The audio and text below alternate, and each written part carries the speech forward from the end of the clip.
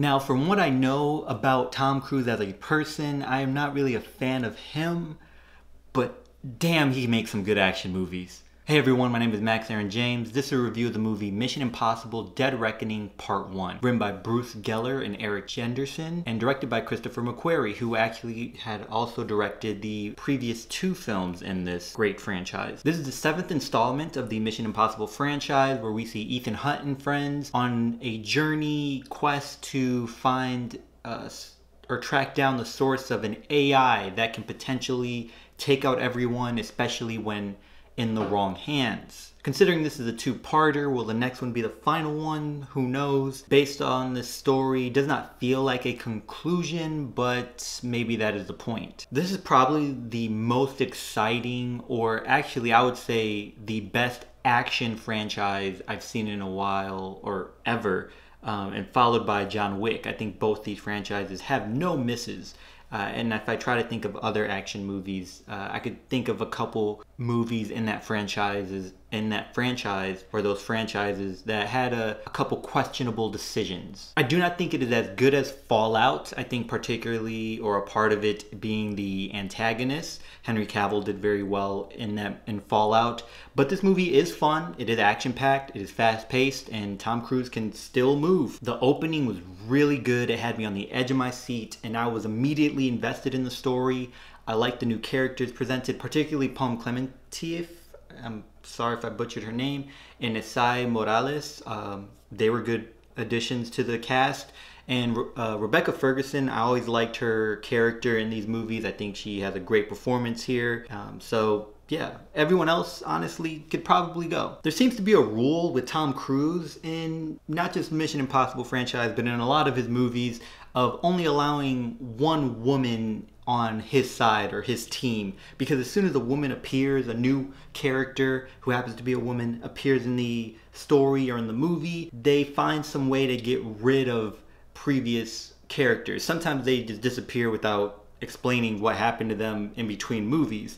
They die, they disappear, they turn on them, something happens and they are gone for whatever reason. I have always questioned the romantic angles in these movies and the flirtiness, because this is clearly workplace harassment. This Ethan Hunt always switches on his James Bond persona when introduced immediately to a new character, a new woman that happens to enter into the plot, and he just approaches and creates this closeness when they've only known each other for a week, and it is as if he forgot he had a wife or he fell in love before. When the movie slows down for exposition or explanations of what's going on and for dialogue, it really slows down and almost at a walking pace after sprinting for a moment.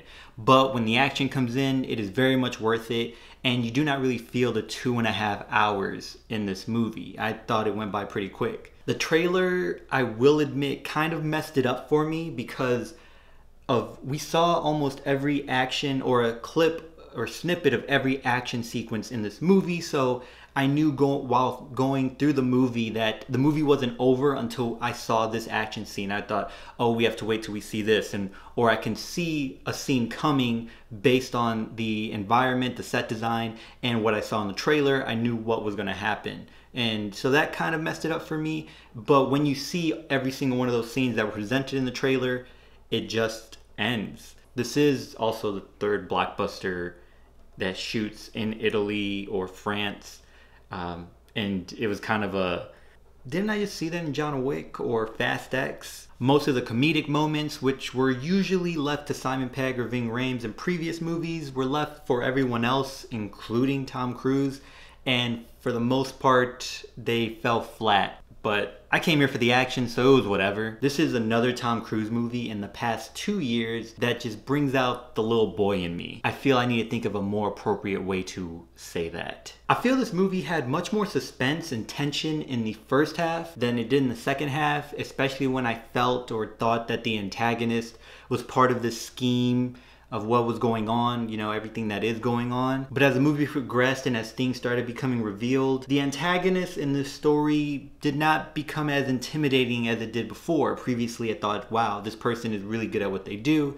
But then as, you learn some stuff, I start thinking, oh, you're just another pawn. You're just another chess piece and just another piece to this puzzle. You are not as valuable to this whole plan or plot as much as I thought. You're just here. You're the face. So going into the final action sequence, I did not really care too much about what would happen between Tom Cruise and the antagonist. Overall, this is a fun movie. It's Mission Impossible. Again, action sequences are good. The choreography, I subconsciously compare it to John Wick.